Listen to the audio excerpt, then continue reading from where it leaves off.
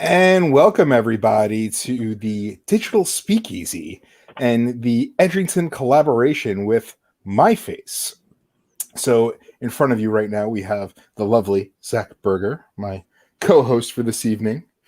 Hi, Tommy. And the face of myFace, the director of Family Affairs. Is that the right title, Dina? Director of Family Programs. Family Programs, Ms. Dina Zuckerberg from myFace. Hello, Dina. Thank you so much for joining us tonight. Thank you for having me. We will be joined as well by Mr. David Defazio, and coming in hot, the lovely Miss Ashley Moriello. Welcome, Ashley. Thank you. Hi, guys. Hi, Ashley. Ashley will have a few questions for you, Dina, and also for David when David joins on. But yeah, with a lot of things going on today. First off, Happy Patty's Day. It's a beautiful time to be drinking. Lots happening. Tomorrow we have the Snyder Cut coming out of the Justice League. On Friday we have the Winter Soldier and Falcon. But more importantly, we have the myFace and Edrington collaboration every Wednesday and Friday at 6:30 Eastern Time for the duration of the month. And Edrington will be double matching whatever is raised throughout the month. So please go on out there and give what you can. The link is right here, myface.org/Edrington. And we would love for you guys to help us on out reaching our goal. Edrington plans to double match upwards of $25,000. And perfect timing as well. Welcome, Mr. David Defazio, to the stream as well. Hello. Hello, David. How are you? I'm doing fantastic. You look Just great. Just got back to my house with my daughter, and she immediately proceeded to run right into the wall and started screaming. So I had to deal with that for a couple of minutes. I did the exact same thing to Ashley before. It was so Dina, please meet David. David, please meet Dina. You know Zach. And David, I don't know. This is my lovely wife, Ashley, as well. So hi, Ashley. Hi. Bring everybody on together. So yeah, I mean, we were just talking about a lot of exciting things going on, David. We have Patty's Day. We have the Snyder Cut for the Justice League coming out. We have Winter Soldier and Falcon coming out Friday. But more importantly, we have Edrington and myFace rocking together. So that's what we're excited about. And but for it, I just wanted to direct the question to Ashley first. And just, Ash, when was the first time that you realized that you were a chubby chaser? Was it at first sight with me? Was it always that? Or love you, man. Don't call yourself that. But again, please. For me. But Zach, last week we had a great conversation with Miss Stephanie Paul, and we also had a conversation with Karen Lazarus, educating everybody about who Edrington is, why we're doing this, why we're doing the double match upwards of $25,000, and why we're aligning with myFace. So I'm just curious what you took back from that. Did you learn anything, something new? What did you think of it all? Definitely. I think you got to learn something new every day. And last week was definitely pretty valuable, I think, for me, and just being able to, we want to learn more as much as we can about the communities around us and about how we can give back. So first off, I definitely want to say thank you to everybody here today who's, just come on to join us. So Dina and David and Ashley and, Tommy, of course, thank you so much for taking the time to be able to sit down and have a conversation. And I think that's the greatest thing about what happened last week for me was we had this really incredible conversation about what myFace is, how myFace contributes to the community and continues to build the ethos that it's okay to have these conversations, and let's talk about this and let's educate each other about the world around us. And over the course of the week, I've had conversations with several friends and family about our launch event. And one thing that struck was, financial donation is incredibly important in order to make sure that charities are able to succeed, to be able to support those communities. And so we say thank you very much to our company Edrington for double matching up to $25,000 everything that we raise, which is really wonderful. But it also allows for every donation that we receive to go just a little bit farther But in lieu of a donation, how can you give? In the realm that we sit in now in this kind of virtual thing, volunteering and donating time, energy is definitely a different, we're in a different capacity at the moment. So how can we continue to give more? And the answer that I got from both Stephanie and Karen was, let's just talk about it. Just continue to grow the community and educate the community and continue to have as much outreach as possible, because we had a couple stories last week about people learning that, we were going through this thing and we felt kind of alone, and we didn't know that there was a community where we could learn and where we could connect with other people that were having the same experiences that we had and being able to give advice. And that really sits with me, especially because, Tommy, in our conversations, you've told me about the call you got from Mark Bromfeld, who we'll see next week, and the call you got from David, and the support you got, and being able to have that side of it, in addition to the absolute wonderful bravery of just being able to share your experience on social media, again, in educating and spreading the word. And hi.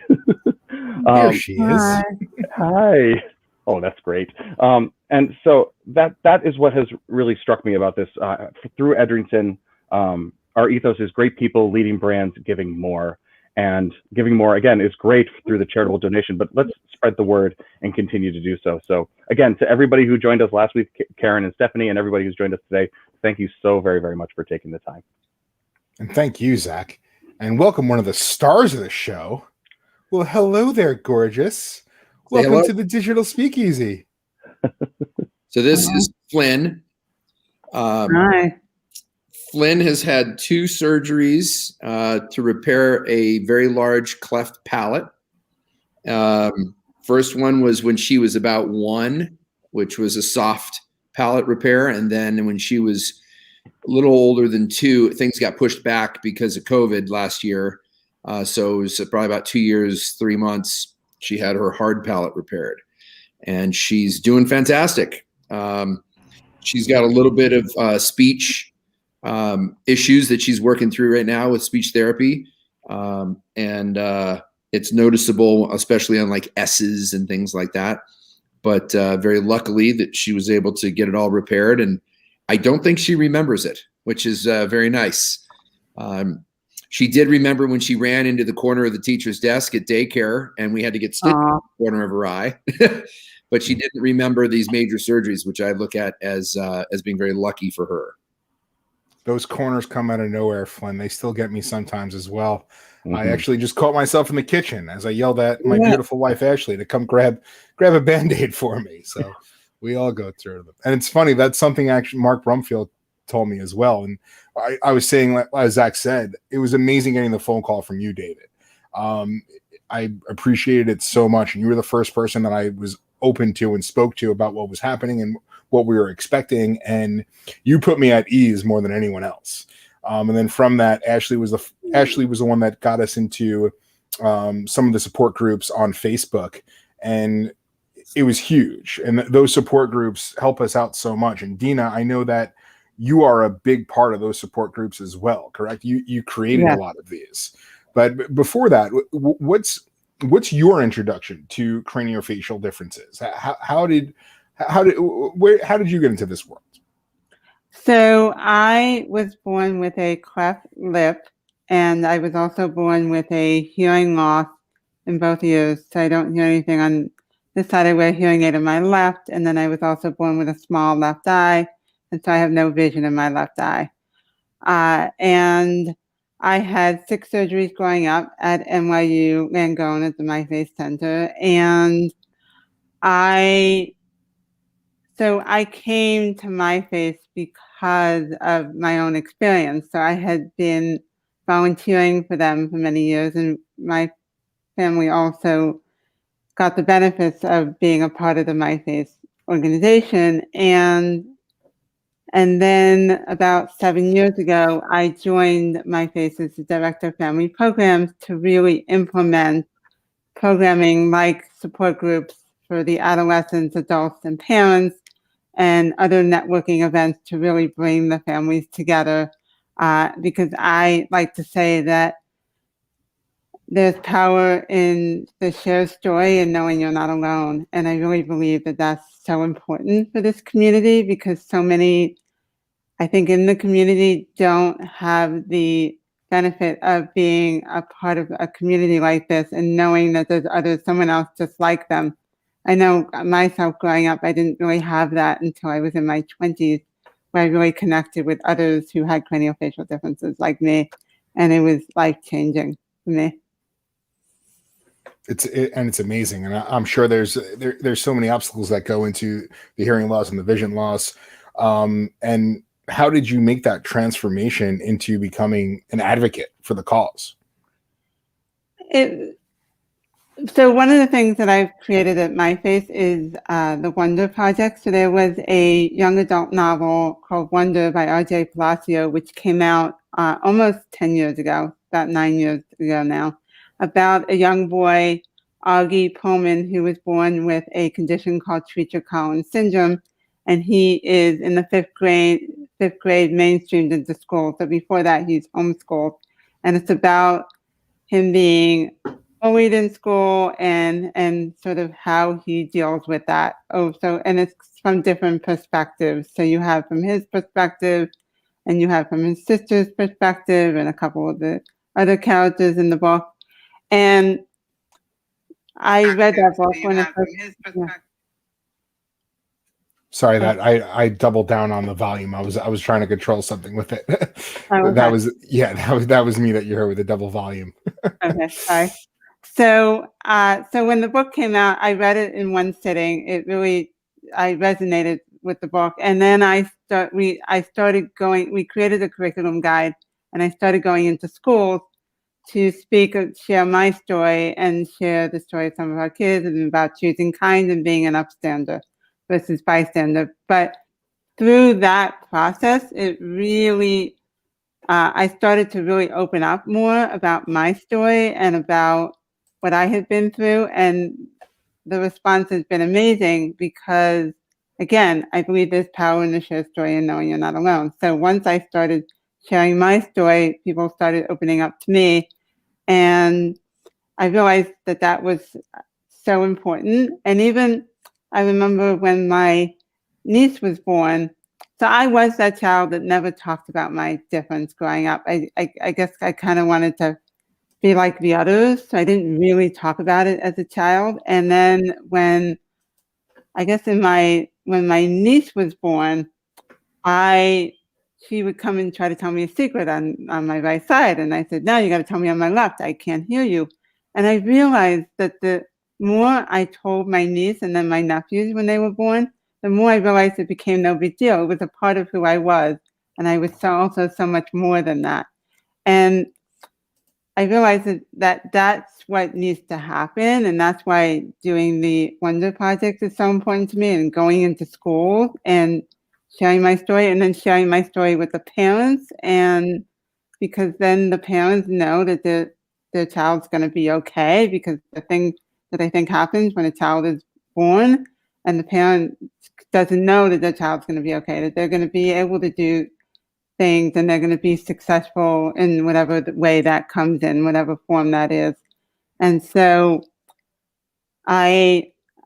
and then once I started doing this, there was no turning back. And I really, I speak every chance I get, because I think it's so important. And just to get the word out there that about craniofacial differences, because you don't hear about it very much. And yet it's the first thing you see when you meet somebody is the face. So I think it's important. Absolutely. And I said it last week too. It's amazing that the first thing that Ashley was told was not to go online and look this stuff up, and I think that's the wrong thing to tell somebody, and getting the word out. And like I said earlier, that phone call from David, that phone call from Mark, the conversations that I have actively now inside of the communities of the Cleft Dad support group, the Cleft Parent support group. These are huge, and these are conversations that need to be had. And that Wonder Project sounds amazing, and going into schools. And I know Ashley was very excited about it, and Ashley is all for attempting to help you guys out and wanting to do more with it as well. How have you guys been handling that in the time of COVID, where everything is like this and we're all virtual, and most of the schools are virtual as well? What has the Wonder Project done throughout that? So in January, I say relaunched the program, and we kind of added a lot of other components to the program, including taking an upstander pledge about putting a kindness plan into action and launching that kindness plan, but also doing these school assemblies virtually. So I've been doing them like this, and I have since the end of January, early February, I have done 36 presentations, reaching 8,300 students already. And the nice thing about being virtual is I can go and do it anywhere. So we just did one last week at a school in Texas that one of our kids that we help goes to, and did it all virtually. And then I've been in Florida and other parts of the country, which would not have happened probably before COVID, because I was going into the schools physically. So unless I was willing to travel, which I did a little bit, I didn't have that benefit. So it's really opened up a lot of doors in a really positive way. That's awesome that you get your story out to so many other places through COVID. We have a very good friend, Mr. Eric Wilson, or Sir Eric Wilson. If you're watching, I'm sorry, Eric, but Eric works with a organization called Merging Vets and Players, and he was saying the same thing on. We did a Merging Vets and Players episode, and just helping former veterans who are struggling from PTSD and linking them up with former professional athletes, and having them do so through jiu-jitsu and through some boxing. And they're doing these classes virtually now, but Eric now gets to speak with people from all over the place. So it's a blessing in disguise with certain things like that, what the pandemic has done. So it's cool that your story gets to get out there even more than just the local New York area. It's phenomenal. Yeah. And the other thing is with even the support groups. So I have an adult support group, and again, before COVID, I was doing them in person, so with anybody in the New York area. But now, since they've gone virtual, I've been able to do them with people from all over the country. And I even have someone who joins from Canada and Australia and other places. And so that's been amazing to see too. And it's the same with the other groups. And then that group is actually looking to do a podcast to get our story even more out there, and to do interviews and roundtable discussions on lots of different topics related to the craniofacial community. So it's the way to do it. Obviously, we're trying to do it with Visual Speakeasy. It's definitely the way to do it. But that's awesome. And I know that Ashley has some questions, and we're going to circle on back to you in a little bit. But I wanted to circle back over to David as well, and just say, David, thank you so much for Flynn and you being on.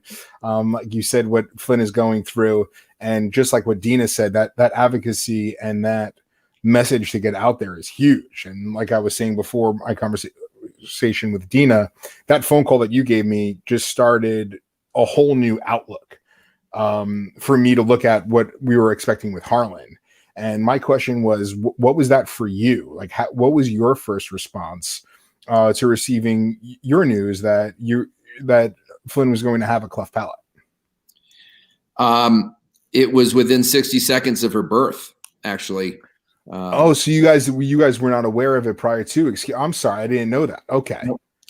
And it was it was a wild moment. I mean, childbirth is a wild moment to begin with.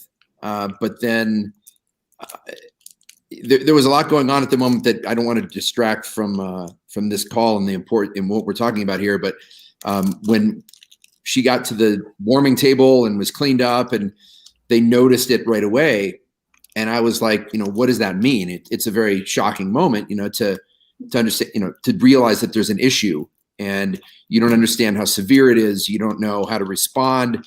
Her mother was laying there pretty out of it at the moment. It was a cesarean section. And so I'm trying not to in any way alarm her, and realize what's going on. And so, you just look in the roof of her mouth and you could see all the way up into her sinuses. I mean, it was a massive, very big hole. And, what I understand is there's a very big difference between what she dealt with, and dealing with,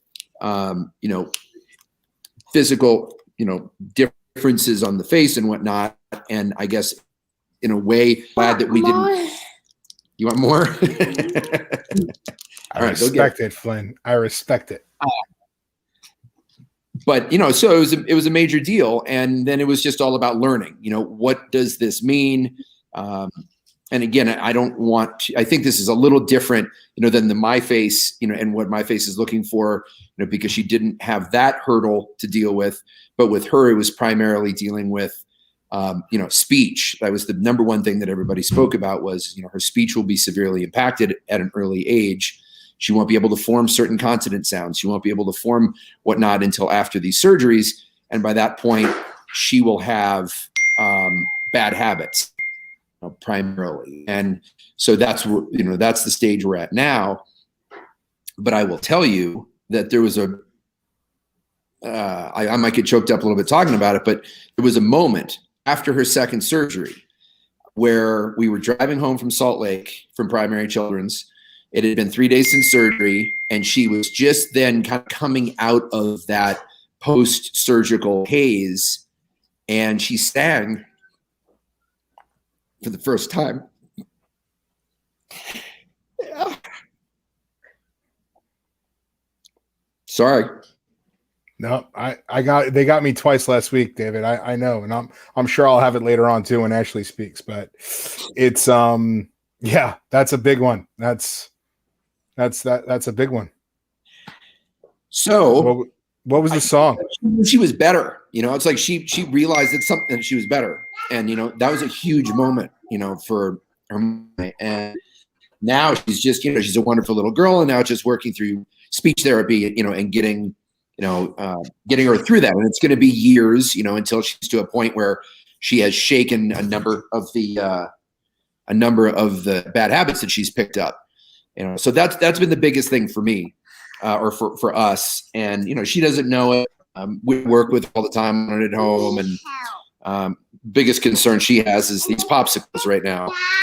So that's what I'm dealing with at the moment. I am so jealous of the popsicles right now as well. I'm a big popsicle guy, as Ashley could attest. I'm huge into them. Sorry for the discussion of the popsicles. I don't mean to, in any way, the importance of what we're talking about here. Not at all. Not at all. It's we were trying to have Harlan on. I'm sure that it would have been very difficult for Ashley and I to juggle as well. Harlan just couldn't make it. It was like us this time going into New Year's Eve trying to make midnight. Harlan wasn't ready for the 6:30 hour. We were trying to have her though. But that's it's got to be a wild ride to figure it out right there. And I thought that it was tough to deal with knowing it at the scan. And with that, I mean, during COVID times, I wasn't at the scan with Ashley. So Ashley found it out by herself and then had to come home and tell it to me. And but yeah, finding it out in the delivery room with a lot going on, that's a tough one, man. So where did you find your cleft team? How did you know to go to Salt Lake City from where you were at? Well, here in Jackson, we don't have we have a major hospital, but we don't have those types of specialty surgeons here. And so Primary Children's in Salt Lake is looked at as one of the better children's hospitals in the country, at least so I'm told. And they have a fantastic surgical team that deals with cleft issues. And Dr. Gochiman is the surgeon that performed both of her surgeries. And the level of professionalism that we encountered when we got down there was it was impressive. They assembled an entire team for our first visit. They did all sorts of analysis and developed a plan. Everything from she was unable to nurse, because she couldn't get that that suction. So that was a major issue. We had to find special bottles. We had and they took care of everything, soup to nuts. They explained the difficulties we were going to have, and they helped with some of the counseling for mom. They helped with all of it, in dealing with this, because it was very disappointing for her to not be able to nurse. So that was a major issue. Obviously this one didn't have any idea what was going on. As long as she got her formula or milk, she was happy. Just like the ice pop. Just like, yeah, they were fantastic. I can't say enough good things about Primary Children's and the level of care that she received from visits. One away. Okay. From the original visits to the surgery, to the follow-ups. You want to say goodbye? Yeah. She's waving. But everything was fantastic. And we had heard about a group in New York that a friend of her mother's sits on a board there. I don't believe it's myFace, but I think it's something very similar to that. And they were willing to help. Luckily, we're in a situation where we didn't need that assistance. And so we just decided to keep it local here because follow-ups going all the way across the country to New York would have proven to be a little more inconvenient. So at the end of the day, seeing her run around right now and eating normally and everything is, really important. And it's exciting. It's a tremendous relief. Absolutely. And that latching thing, like you said, is super important. And I think it was one of the first things that Ashley was focused on. And Harlan was able to latch and we had the Dr. Brown's bottles that everyone pretty much uses in the palate and cleft community. And she was able to latch right onto both, and it was huge. And that's such a big thing. But even with Ashley was devastated when we recently switched over to formula. And Ashley's like, I'm her mom. This is what I'm supposed to do. It's a big thing. And something that Ashley always says is that we'll never understand what it's like to be a mother, and we won't. And that being that vessel for food for the child is a very big deal. But yeah, it's wild how resilient they are as well. And just like you said, telling that story when she's singing on the ride home, just seeing little things now that she's doing and seeing Harlan's lip healing up, it really is amazing what these little ones could go through and just bounce right back, and it's all good. That team in Salt Lake, do you know about them, Dina? Have you guys ever worked with them or are familiar with what David's talking about? I know of it, but we've not worked with them in the past. But I know it's a very good hospital and team. Awesome. I know that. Yeah, good. When we get offline, see if we could connect you guys too. And I know it was probably Smile Train. I know Smile Train's another big one in New York. We were put in touch with them as well. And then Dina found Ashley. I'm not sure how that one worked, but Dina, I know that came through Ashley and you, but I forgot how that relationship came to be.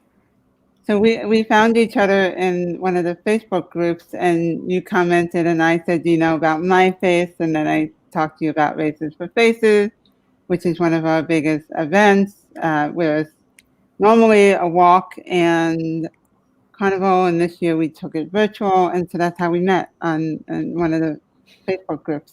Excellent. And I remember that walk. We spoke about it last week as well. We took a nice little walk with the family. It was one of the first times we brought Harlan out, and we gave a nice little walk around Bronxville Park and watching it virtually. That was excellent. Yep.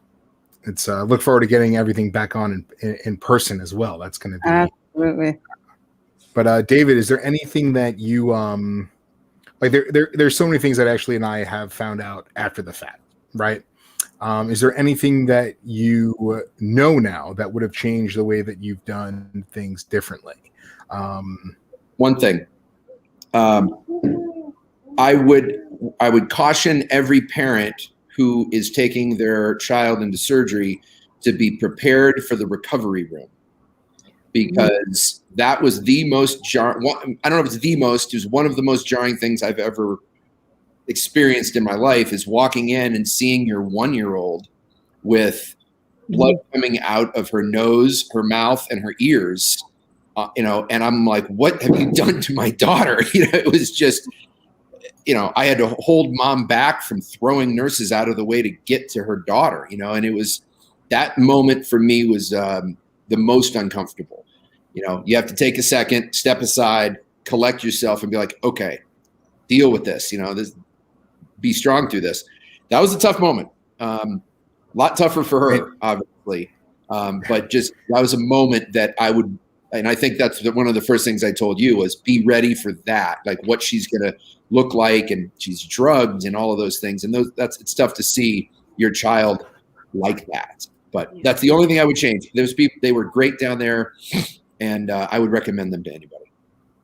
You called me the day of the surgery and you reiterated that heads up, and I appreciate it. I was prepared. I told Ashley what you said as well. It slightly prepared her, but I still don't think that Ashley was fully prepared for the recovery. Ash, you want to talk about that a little bit? Sure. Well, well, for one, hi everyone. David, it's so nice to meet you. I've heard so many things about you, and thank you so much for your support too. Because I know you talked to Tommy, but he would always kind of channel those messages to me, and it helped. So thank you. Good. I walked into the hospital. I think the nurses were laughing at me because it was as if I was walking into the Super Bowl that I've been working to go to for like my entire life. I was excited. And it was for her. It wasn't because of me. I was so excited because it was the final send off. Like it was, she's going to come out of this. Like the hard part is behind us. And so I walked in and I was like, I'm ready to go. Like it was literally like I was walking into the Super Bowl, and everyone was like, oh my God, we've never seen a parent this excited. And I was like, well, this is so huge for her. Like, it was so exciting. So talk about going from one emotion to the next, they took her away. And because I have to say one thing, because I was in that mood, she was in that mood. And she did not feel my angst. She did not feel anxiety. She didn't feel anything going into it because I didn't have it. So that is one thing that I would take away and that I would say to other parents, and obviously easier said than done, but, try so hard to think about like, this is such an exciting moment for the child because you've hit the finish line, in some ways. Now, mind you, we had a cleft lip. We did not have a palate. So this is, this is our story. But I walked into the recovery room and Harlan was, sedated, that she had to be completely held up. Like she was limp. I was not, now, interestingly enough, I've never, ever been under anesthesia. I had no idea what to expect and no one prepared me for that. So seeing that, I didn't know. I didn't know that it might sound silly, but I didn't know that coming out of surgery that was how someone reacted to anesthesia after the process. So, it was tough. I mean, she was only 3 months old. And, it was, for us at least, we didn't stay over. So it was literally like, all right, you're going to, once she eats, you're good to go. So as soon as she took a few sips of milk, we left. Like I called Tommy and I was like, we're being, sent home. Like we're done. And anyone that has a child, anyone that's listening that has a child, okay, everyone always talks about that moment when you get home and you're like, oh, okay. Now what? There's no playbook.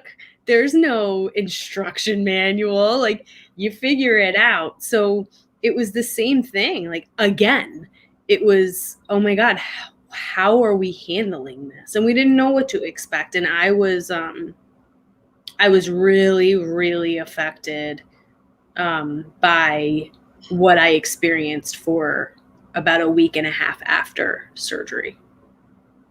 It was really hard. Yeah, that was the toughest time because you by then, I mean, for us it was 3 months. So for you, David, I'm sure that it's even more so because after a year, you know everything about your child, and we thought we knew everything. We thought we knew every cry. We thought we knew what meant what, but now we're looking at each other like, what is this one? Well, like, it's tough. And that I kept on telling Ash, was like, is this normal? Is this normal? I'm like, David warned me about this. He told me like the recovery is going to be tough. Yes, I think it's normal. And then Pat would get an email and a phone call and then another email and then a text message. But Pat from NYU, Dina, who I know you know well. Mm-hmm. And thank God for that team. We were, Pat became a second mom to Ash and I, and that was huge to have them. But yeah, it's that take home is wild. And again, like I made a joke. I said Ashley got Harlan and Dad through that day as I was a complete wreck, but I was the toughest thing. And I, like you, get choked up. Dropping them off and not being able to be in the building, knowing that your child is going under the knife and just waiting. No, like that just, I never want to be in that situation again. I never want to have that feeling again of that lump in your throat. Like it was, I dropped them off. I made the turn on the NYU corner and I was going to get on the FDR to go see my parents, who I spent the day with. But I just stopped in that corner and I was a disaster for a good 25 minutes. Like it's helpless. There's nothing you could do, and it's like, there's nothing I could do in there, but at least I'm in there and I'm with Ashley. But not being in the building, that was a tough one too. Yeah. But it's you get through it, and you get through it by talking to people like you, David, talking to people like you, Dina, you going and doing your Wonder Project and getting people all around to understand what it's like to speak of craniofacial differences and how to act with them, but also the donation part of it. And the reason that we're doing this, to try to raise money, like David said, fortunate enough to get through this, as were Ashley and I. We were fortunate enough to get through it. Fortunate enough to have my parents involved as well, who have been a tremendous help in assisting with Harlan's bills. So thank you, Mom and Dad. But we are fortunate, but not a lot of people are out there. And the myFace organization and the Smile Trains of the world, you guys are doing God's work, because you are educating families like David and Ashley and I on what we're in for and what we're getting ready for. Educate us on the bottles to use, on how to deal with this, on how to go through with it, on how to choose a cleft team, on what the roles and assignments are for the cleft team. Like going to NYU, everyone has their one job. You're not going above and beyond, It's like, okay, if you join this team, you're going to be putting lip tape on, and that's it.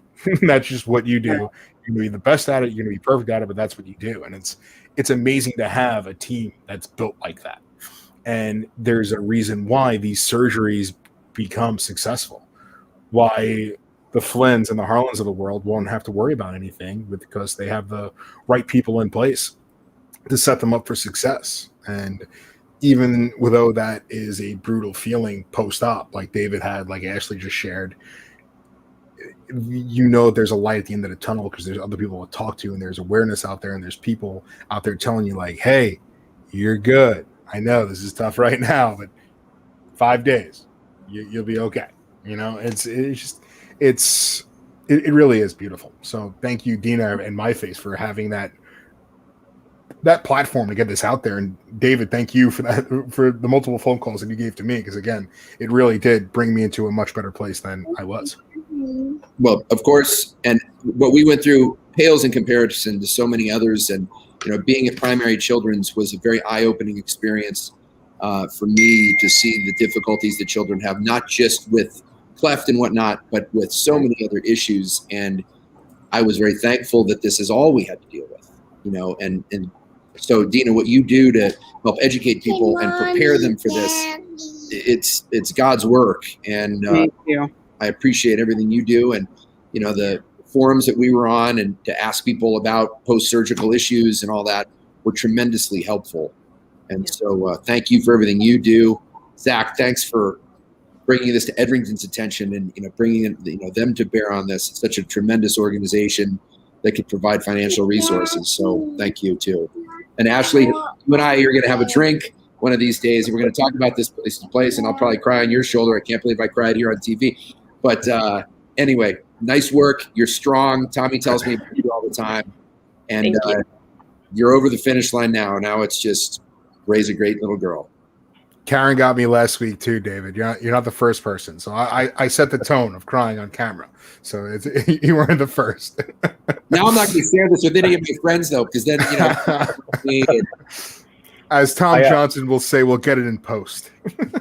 We'll get there. I want to throw out there again. The community is definitely there, but we want to continue to remind everyone that these things don't exist without financial support. So if you are watching and you feel like you want to make a donation, go to www.myface.org/Edrington. We have a really beautiful page set up. Some people have already made some incredible donations, so thank you very much. We have some exciting donations that are going to be happening later on this month. Again, if we raise up to $12,500, Edrington will double match that with a donation of $25,000. So every little bit helps along the way. Absolutely. And Ash, I know that you were excited to talk to David and Dina. Any questions that you have for either one of them?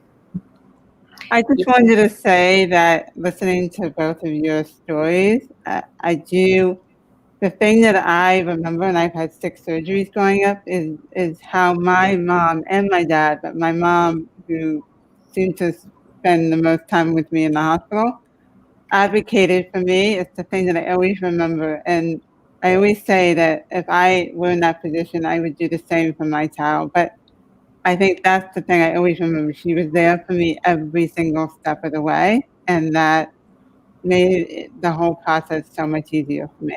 So I commend you both for what you do for your child. And I commend you, Dina, for doing it for so many more. We do it for one. Your voice goes and does it for so many more people, and you're not in there like your mom was with you, but just what you do is just as important as that parent sitting there and waiting for their child to get out of the surgical room. So thank you, and you are doing it. And like David said, it is God's work. So thank you for being you. Thank you. Thanks for saying that, Dina, because I think about that a lot, especially, during COVID, because it is unfortunate that Tommy can't be there, but I have to be the power of 2. I have to be the strong person in the room because she only has me there. Right. And I appreciate you saying that because it really does. Right now, I don't want to say that I live for her because I have to be my best first so that I can be my best for her. But that's all I think about is like what she needs when we're going through that process. And that was actually the perfect segue into what I wanted to ask you. How did your parents tell you that you had differences, how did they share that message with you? I don't remember that we necessarily talked about it a whole lot, but I will say that my parents always told me that I could do anything I ever put my mind to. And so I never really thought about my challenges. I guess also because they were so much a part of who I was and I was born with it, so I didn't know any different. But they always encouraged. So I drive, I can ski on a black mogul hill if I wanted to. I don't necessarily want to always, but I can. And I play the piano, I do all these things, and I never was led to believe that I couldn't do these things. And I think that confidence that they had in me really helped my self-esteem. Yep. And so I think that really helped. And I don't remember that we talked about it a whole lot. I will also say that, and I'm not sure how this happened, but just an interesting little thing is that I was born, I couldn't hear anything, and I actually didn't get a hearing aid until I was 3. So I didn't start speaking until after I got my hearing aid. And of course I haven't stopped talking since, but But these were just challenges in my life, but somehow and I'm also very persevering. So I remember my dad saying that when I was learning to ski, I had a ski instructor, and it was a little bunny hill, and I would literally climb up the hill and ski down, and climb up the hill and ski down. I did it all day long. And so if I really wanted to do something, and I put my mind to it, I could, and that's just how I was brought up to be. That's awesome. And you get out to Wyoming and go see David and ski those moguls with him. David's Yeah. a big skier as well. I've been there. Not in a long time. Excellent. Awesome. Thank you. Yeah. Thank you for sharing that. Because would you say that that's not, you wouldn't change anything about that, like the way that they just told you could do anything, like, because I asked that, I'm sorry, it's just two-part, because when I hear the word craniofacial differences, like for myself, I was telling Tommy this earlier, the word difference just hits me in a certain way, because it sets you apart. And to your point, you can do anything that anyone else can do. So what would you change anything about, like, not necessarily being told, and like, would you change anything about that? Well, I think the challenge is not so much for my family, but I think the challenge is general public, because, for example, I think sometimes if you have a craniofacial difference, people will treat you differently, or will assume maybe you're not as smart or capable as the other person. And I think that is why, for me, I think education is so important, and not just for kids, but even for adults, because I think that we don't always, and I think a lot of it is when we don't understand something, or we've never experienced something or seen something like a craniofacial difference, that creates fear, and that creates misconceptions and what we believe about people. And I think we need to work hard to change that thinking for people. Yeah. I mean, I had my challenges. I was teased, and kids would exclude me when I was in school and a child. And I think in some ways that was the hardest part for me.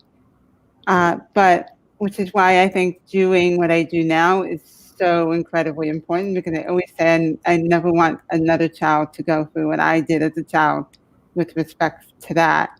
But at the same time, I had a family that was so incredibly supportive. My brother was so protective of me, my older brother, and really looked out for me. We were just talking about this the other day, how he always had my back, and he always made sure that. So that, I think, is important as well. Awesome. Absolutely. And my only other question, thank you, is how do you tell children, like you're explaining this, bullying and being left out? What would you tell your child? Like, how would you tell them to handle that? I think a couple of things. One is, I tell parents that I think what a child doesn't say is just as powerful as what they do say. And what I mean by that is, I was the child that didn't talk about it and didn't tell, and then others that do. And so I think a couple of things. One is talking to your child, listening to your child, so hearing your child, and maybe not, I think as parents, the desire is to fix it, but I don't think it's always fixable. But if the child knows that you're there and you're listening to them and you're hearing them and supporting them, that can go a long way.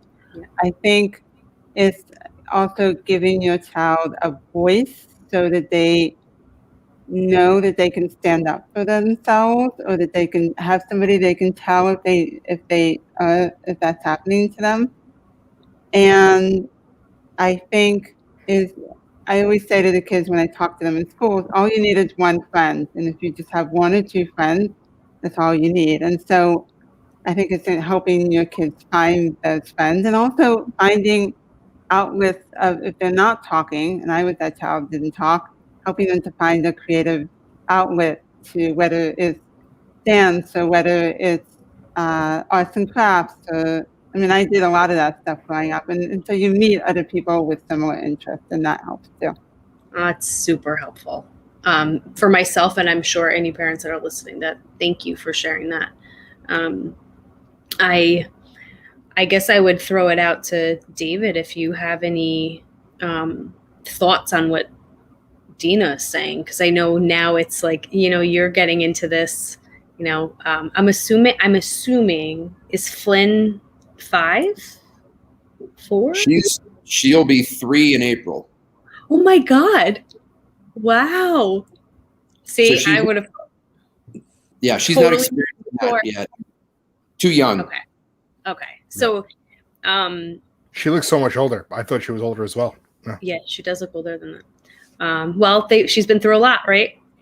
They have to grow up. Yeah. My goal, the only comment I can make, because her situation pales in comparison to so many others. So I don't want to overstate her situation, but the most important thing to me is her speech. I want her to be able to enter into kindergarten speaking as close to normal, if not normally, as possible. And so that's been the focus of any additional education and training that she needs. And we actually have a speech therapy evaluation coming up next Tuesday, because once she turns 3, she moves into a different category. And everything we're being told is that she's going to be fine. And, at this point, it's just shaking bad habits more than anything. And, but I can foresee there being some teasing and whatnot, if, she gets to an age where kids can become cruel like that. And so, to some extent, I guess that's a risk. But again, I don't look at it as nearly as profound of an issue as maybe others have. Yeah. I'll say one thing. I remember, Dina, we were on the Facebook page, on the Cleft Facebook page, and there was a woman that wrote that her child was dealing with bullying. And I responded and said, because there were a lot of families saying different things. And I responded saying, I wasn't sure if it was, I don't remember if it was a girl or boy, maybe you remember, but I said, get your child into boxing. Right. And I said, not because you want them to beat someone up. It's because it will build their confidence to know that if they ever come into that situation where, because it could happen, unfortunately, easier now than ever, that someone would stand to them. And all they need to do, Tommy, you'll be very proud of me, is put themselves in a stance to show a kid that they know how to fight. They don't have to use their hands, but that will build the confidence to because as a woman, to be honest, like I always say, I want to be able to defend myself. And it's just that. It's showing that you know how to put yourself in a position to that if you're ever there. And it really does build a confidence without ever even having to go into that stance. Mm-hmm. And I remember, Dina, you wrote me privately and was like, that response was awesome. Well, I wanted to share that because and even on the side of it, just like I've been able to coach the kids class at Champs Boxing in New Rochelle, and not only just showing them the stance, just the feeling, and it's all boxers. Anyone that knows and is trained, it's jiu-jitsu, it's anything, but boxing is a different swagger to it and feel. The words that are said to you, it's like, okay, you're good, man. It's like it just brushes right off you. You're waterproof. It just goes right off. Like nothing's going to penetrate into your mind or have you second guessing who you are as a person. Just knowing the skills that you have, and just you go and you get it done from the gym. Last night there was a kid. There was a little problem with someone bothering one of my students, and at the end of the class, he came and he let me know. He let the dad know, but he's my best student in the class, and he is actually smart already, even though he's 7 years old. And it's like, he could probably beat him up pretty bad, but he just did the right thing. Just step back and let me know what was going on. It's just that confidence. and having been around that my entire life, it wasn't the mean, tough streets of Brooklyn, but I'm the product of New York City public schools. Everyone in my school had a nickname. Everyone in my neighborhood had a nickname. and nicknames are earned, and nicknames could either be awesome and they could really suck. So you have to be careful about what's happening around there. But just boxing allows you to grow that tough skin to deal with anything. And I agree with that. But it's and this advocacy in those groups and just seeing that and seeing Ashley's comments, seeing Dina's comments, and that's what's huge. David, you said you're on some groups as well. Are you on? Are they on social media as well?